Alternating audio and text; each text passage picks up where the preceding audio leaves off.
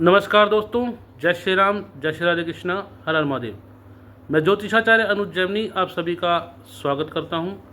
सनातन धर्म रहस्य Jaimini YouTube channel में आप सभी का स्वागत है। मित्रों, जो आज विषय मैं लेकर के आया हूं, आप उससे अनजान नहीं हैं। पूर्व में भी हमने 4 वर्ष पूर्व वीडियो डाला था भगवान कल्कि के ऊपर। जी हाँ मित्रों, एक जो आजकल जो भी टॉपिक चल रहा है, भविष्य मालिका के अनुसार कल्कि अवतार 2032 में होने वाला है। कई जगह पहले दावा किया गया था, आज से लगभग 4 वर्ष पूर्व हमारे कुछ फेसबुक मित्र थे जो हमें अमित्र कर गए थे। क्योंकि वो उस व्यक्ति को फॉलो कर रहे थे। उड़ीसा का एक व्यक्ति है जो खुद अपने बेटे को कल्कि अवतार बताने के लिए पाखंड रच रहा है। नाम बताने की आवश्यकता नहीं, आप सभी को पता है। भविष्य मालिका का ढिंढोरा पीट रखा है और ये दावा किया है। पहले शख्स ने दावा किया था कि भविष्य मालिका के अनुसार 2025 में सतयुग आरंभ हो जाएगा, भगवान कल्कि का प्राकट्य होने वाला है। उसने दावा किया था कि दिन सोमवारी ना हो और पाप के कारण आयु घटती है, इसीलिए कलयुग की बाकी आयु समाहित हो जाएगी। इस व्यक्ति के कुतर्कों का हमने खंडन किया था। वीडियो हमारे यूट्यूब चैनल पर डली हुई है, 4 वर्ष पूर्व डाल दी थी। लिंक डिस्क्रिप्शन बॉक्स में डाल दिया है, आप उसमें चेक कर सकते हो। आज पुनः 4 वर्षों के बाद मैं वीडियो डाल करके आया हूँ, क्योंकि मरा हुआ सांप फिर जिंदा हो गया है मित्रों। ये मरे गड़े हुए मुर्दे फिर उखाड़े जा रहे हैं। ऐसा बोलने के लिए क्षमा चाहूँगा, परंतु सत्य है। झूठ को सत्य बनाने की कोशिश की जा रही है, पाखंड को सत्य बनाने की कोशिश की जा रही है मित्रों। भविष्य मालिका ग्रंथ संत अच्युतानंद दास जी जो थे उड़ीसा के, जो जगन्नाथ जी उनके उपासक थे, जगन्नाथ भगवान के उपासक थे वो, उन्होंने बताया जाता है कि आज से लगभग 500 वर्ष पूर्व एक पुस्तक लिखी थी, ग्रंथ लिखा था, जिसका नाम भविष्य मालिका। परंतु मित्रों, हमारी प्राप्त जानकारी के अनुसार मैं बता रहा हूँ कि भविष्य मालिका कहीं से भी कुछ ऐसा दावा नहीं करती कि भगवान कल्कि का जन्म अवतार का समय अभी 2025 में हुआ है, या पहले कहा गया हो, या 2032 में। इन जनाब की पोल खुली तो इन्होंने जो 2025 से वो खिसका करके 2032 तक कर दिया है। तब ये प्रमाण देते थे कि 4,32,000 वर्षों की जो आयु है कलयुग की, वो पाप के कारण घट गई है और वो समाहित हो गई है 5,000 वर्षों में, और अब कल्कि अवतार हो चुका है। ठीक है जी। तो जब इनका हमने पाखंड का पर्दाफाश किया, पोल खोली, पहले तो बता दें, पाप के कारण आयु घटती है, ये सिद्धांत मनुष्यों पर लागू होता है, काल पुरुष पर, कालखंडों पर नहीं।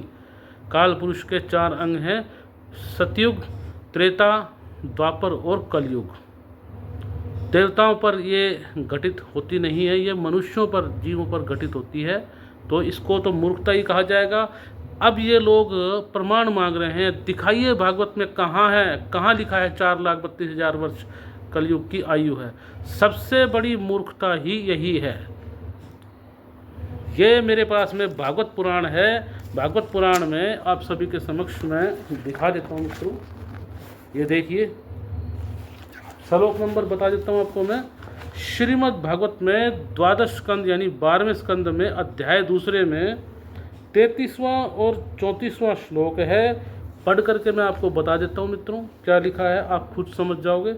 यस्मिन् कृष्णो दिव्यम यातस्त तस्मिन्नेव तदाहनि प्रतिपन्न कलियुगमिति प्राहु पुराविद दिव्यादानां शास्त्रान्ते चतुर्थे तु पुनः कृतं भविष्यति यदा नृणां मन आत्म प्रकाशम।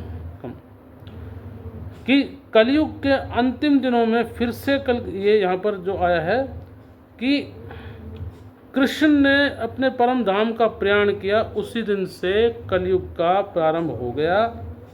और परीक्षित, सुखदेव जी महाराज बोलते हैं, जब देवताओं की वर्ष गणना के अनुसार 1000 वर्ष, ध्यान देना मित्रों, दिव्याब्दानाम यानी कि दिव्य वर्ष की बात है। अब्द का मतलब वर्ष, दिव्य वर्ष यानी कि देवताओं के और मनुष्यों के धरती के समय में अंतर है। हमारा एक वर्ष देवताओं का एक दिन की दिन रात्रि होती है।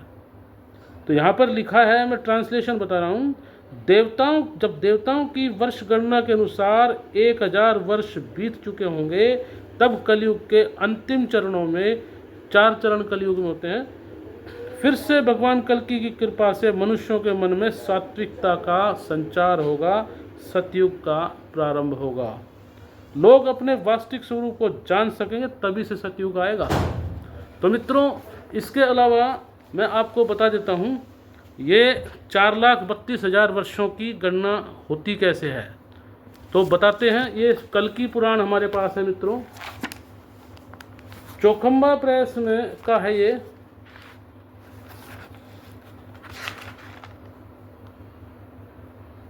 विद्या भवन प्राच्य विद्या ग्रंथमाला श्री महर्षि वेद व्यास प्रणीत कल्कि पुराणम, चौखंबा प्रेस का है ये।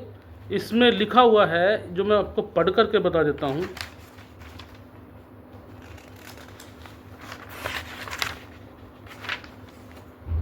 कि देवताओं के 12,000 वर्षों के 4 युग होते हैं, जिसमें देवताओं के 4,000 वर्षों का सतयुग, पढ़ करके बता रहा हूँ, 3,000 वर्षों का त्रेता, 2 वर्षों का द्वापर और 1,000 वर्ष का कलयुग होता है। और 4 युगों की पूर्व संध्या क्रम से 400, 300, 200 और 100 वर्ष होती है। इन चारों युगों की शेष संध्या का भी इतना ही परिमाण है। और हर मनु की जो एक मनु 71 युग पर्यंत पृथ्वी का भोग करता है। तो मित्रों, यहाँ पर यह गिनती जो आती है वो आपको बताते हैं कि कल यहाँ से 1200 वर्षों की गिनती होती है। ये जो बताते हैं कलयुग का 1000 वर्ष, ये देवताओं की आयु के अनुसार, वही कल इसमें लिखा हुआ है। अब मनुस्मृति में आपको हम बताते हैं, मनुस्मृति में प्रथम अध्याय में ये जो आया है 70वां श्लोक, 71वां, 72वां और 69वां श्लोक, ठीक है जी, इनमें क्या लिखा है वो आपको बताते हैं। 65वें श्लोक से देखिए, ये प्रथम अध्याय, ये कहते हैं ना कि कहाँ लिखा है 4,32,000 वर्ष, वो समझाते हैं कैसे बनते हैं 4,32,000 वर्ष। 1,000 वर्ष देवताओं के अनुसार, देवताओं के 1,000 वर्ष, ठीक है जी, धरती के कितने हुए, और 100 वर्ष पूर्व संध्या के और 100 वर्ष वर्तमान संध्या के, तीनों मिला के 1200 दिव्य वर्ष बनते हैं, जिसका गुणा करके निकलता 4,32,000 वर्ष। ब्राह्मस्य तु शपास्य यत् प्रमाणम समासतः एकैकशो युगानाम तु क्रमशः तन निबोधा। ब्रह्मा के रात दिनों का, युगों का के एक एक करके क्रम से समायोजन से जो परिमाण होता है उसको आप जानिए। चत्वारयु शस्त्राणि वर्षाणां तत्कृतं युगं तस्य तावच्छति संध्या संध्यांश च तथाविध। मनुस्मृति खोल रखिए मित्रों, ये मुनि सप्तमम, ये यहाँ पे व्याख्या है। अर्थ यहाँ पे क्या है, दिव्य वर्षों का 4,000 वर्षों का समुदाय वह प्रसिद्ध सतयुग होता है। जो भागवत पुराण में लिखा वही बता रहा हूँ, जो मनुस्मृति में अब है। उतने ही 4 शतकों की संध्या, पूर्व संध्या, उसी प्रकार से 400 दिव्य वर्ष का संध्यान उत्तर संध्या भी होता है। इत्रेषु ससंदेषु ससंध्याशेषु च त्रिषु एकापायन वर्तन्ते शस्त्राणि शतानि च। संध्याओं से युक्त और संध्यांशों, उत्तर संध्याओं से युक्त 3 युगों में, त्रेता, द्वापर, कलयुग में क्रमशः एक कम 1000 और 100 वर्ष 100 रहते हैं। त्रेता युग के 3 और संध्या के 300, संध्यांश में 300, द्वापर युग में 2000 और उसकी संध्या में 200, संध्यांश में 200, कलयुग में 1000 और उसकी संध्या में 100 और संध्यांश में 100 वर्ष दिव्य वर्ष रहते हैं। दिव्य वर्षों की बात कही गई है। तो यहाँ पर ये चार्ट मित्रों बड़े आप आराम से आपको समझ में आ जाएगा, दिख रहा होगा आपको स्क्रीनशॉट में उपलब्ध आपको करा देते हैं। तो 400 सतयुग की जो गणना दिव्य वर्ष 400 जमा 4000 गुणा जमा 400 4800 गुणा 360, ये इतनी संख्या आई। देखो त्रेतायुग की 300 जमा 3000 जमा 300 और 3600 गुणा 360, ये कितनी आई। द्वापर 200 जमा 2000 जमा 200 2400 गुणा 360 वर्षों से गुणा किया। अब कलयुग की 100 संध्यांश 100 संध्या और 1000 दिव्य वर्ष, इन तीनों को मिला करके 360 से गुणा किया दर से, तो 4,32,000 वर्षों की आयु आई है कलयुग की। ये मैं नहीं बोल रहा, मनुस्मृति में लिखा है। अब अनपढ़ों को समझ में आता नहीं, इनको गणित आता नहीं, किस हिसाब से निकाली जाती है आयु मतलब चारों युगों की। तो ये 1000 गुणा 100 गुणा 100 जमा 1200 गुणा 360 से 4,32,000 वर्षों की आयु कलयुग की होती है। 4 चरणों में कलयुग की डिवाइडेशन है। चौथे चरण में, अंतिम चरण में, जब 128 वर्ष जब बाकी रह जाते हैं तब कल्कि भगवान का प्राकट्य होता है, अभी नहीं। और ये बताया जाता है कि उड़ीसा में संबल ग्राम को बताया जा रहा है, ये गलत है। वहाँ जगन्नाथ महाराज भगवान विष्णु का प्राकट्य हो चुका है। जगन्नाथ भगवान की पूजा जहाँ है उसके रूप में वो वहाँ पर उसके रूप में पूजा है। परंतु भगवान विष्णु के 10वें अवतार के जो कलयुग के अंत में होगा, 128 वर्ष बाकी रह जाएंगे, वो संभल उत्तर प्रदेश में होगा, गंगा नदी के किनारे। यहाँ पे नहीं होगा और अभी नहीं होगा, अभी तो कोई लक्षण ही घटित नहीं है। मैं देख रहा हूँ कि इस फेयर में बड़े बड़े पत्रकार हैं, कथावाचक हैं, वो भ्रमित हो रहे हैं और अभी वो भविष्य मालिका का नाम लेने लगे हैं। तो जिनके हाथ जो भविष्य मालिका लिखी उसकी प्रमाणिकता पर भी संदेह करेंगे। ये लोग भागवत पुराण, कल्कि पुराण, मनुस्मृति को दता बताकर, उनको झूठा बता करके भविष्य मालिका को ये आगे बढ़ा रहे हैं। हम पूछते हैं भविष्य मालिका की सत्य प्रमाणिकता सिद्ध करो, पहले चुनौती देता हूँ मैं। और ये बताता हूँ भविष्य मालिका जो ये झूठ प्रचारित कर रहे हैं, कहीं पर भी कल्कि भगवान के प्राकट्य का वो नहीं है। ये जो उड़ीसा के जो पाखंडी हैं, जो कहते हैं कि भाई कल्कि भगवान का प्राकट्य हो चुका है, 2032 में आएंगे, तो वो ये अभी नहीं है। धरती पर लक्षण ही घटित नहीं हुए हैं। जब भगवान कल्कि का प्राकट्य होगा, कलयुग का अंत होगा, तो पेड़ पौधे धान के पौधों के समान हो जाएंगे। मनुष्य की अधिकतम आयु 20 से 30 वर्ष तक होगी और 1.5 फुट की हाइट रह जाएगी सिर्फ, और धरती पर एक भी मंदिर नहीं होगा।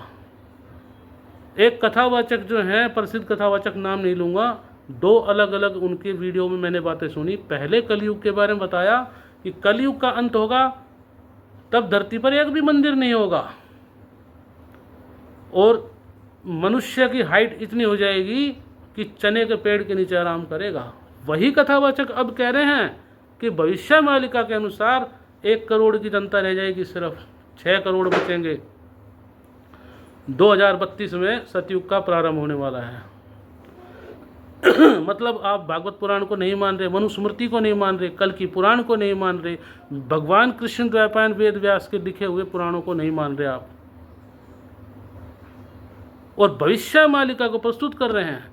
ताड़पत्रों पे जो लिखी गई भविष्य मालिका है, वो जब किसी सामान्य व्यक्ति को उपलब्ध नहीं हो सकती, तो ये जो गुरुडम फैला रहे हैं भविष्य मालिका के आधार पर कल्कि भगवान का, उनको कहाँ से प्राप्त हो गई? वहाँ के कथावाचकों से मैंने पता किया, उड़ीसा के, ये माड़माल कथा है, एक भक्ति ग्रंथ है जिसमें संतों का चरित्र लिखा है। कल्कि भगवान का इससे कोई लेना देना नहीं, कोई प्रेडिक्शन इसमें नहीं की गई है, आम जनमानस को उपलब्ध नहीं है। ये सिर्फ वहाँ की उसमें संग्रहालयों में रखी गई है। और उड़ीसा के जो कथावाचक जो ही नहीं, वहाँ के जो उड़ीसा के जो जगन्नाथ मंदिर के जो पुजारी हैं, उन्हीं के तक उपलब्ध है और किसी के पास नहीं है। तो मित्रों, ये वीडियो आपको कैसी लगी उसके लिए आप राय दें, कमेंट दें। आपको चलते चलते बता दें, भगवान विष्णु के कल की अवतार का समय अभी नहीं आया है। वो विष्णु यश नाम के ब्राह्मण के घर में जन्म लेंगे, अन्य किसी के उसमें नहीं। और संभल नामक ग्राम उत्तर प्रदेश में होगा, गंगा नदी के किनारे, ये भी आप समझें। और अभी नहीं है, 4,32,000 वर्ष का कलयुग है, अभी प्रथम चरण है। अभी तो बहुत मंदिर होंगे स्थापना, अभी पूरी धरती पर अभी एक बार तो सतयुग का आभास मात्र होगा, सतयुग आएगा नहीं। ठीक है, ये 2032 में जब कल की अवतार नहीं होंगे तब ये क्वेश्चन उठेंगे कि भाई इसका मतलब तो पुराण झूठे हैं, गपोड़ हैं। ये उन लोगों को बल मिलेगा, ये हमारे पुराणों को झूठा सिद्ध करने का षड्यंत्र है मित्रों, इसको समझिए। तो मैं विदा लेता हूँ। जय श्री राम।